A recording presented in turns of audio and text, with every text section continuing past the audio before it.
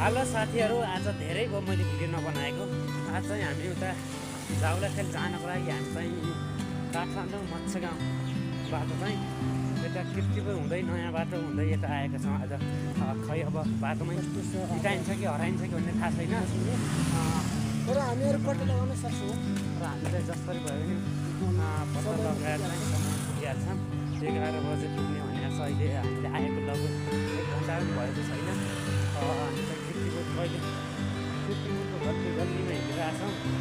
हेरौँ यो बाटो कहाँ पुग्दो रहेछ। जहिले नै हामी सधैँ नयाँ नयाँ बाटो भएर हिँड्छौँ कि हामी जहिले नै।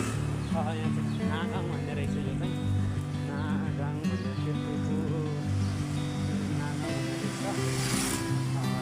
नागाउँ कोही यता चिनेको हुनुहुन्छ भने नागाउँतिर बस्नेले कमेन्ट गर्नु होला।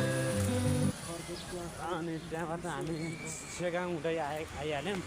त्यहाँदेखि सेगाउँ नागाउँ त्यहाँदेखि तपाईँको के भन्छ उता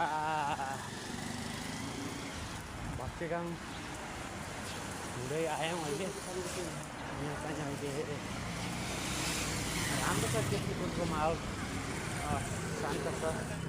र कुकुर लभर रहेछ, उहाँ चाहिँ कुकुरलाई खाना दिँदै हुनुहुन्छ। हामी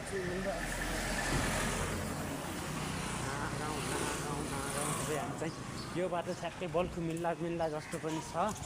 सायद बल्खु नै मिल्छ होला। बल्खु त कन्फर्म मिल्छ।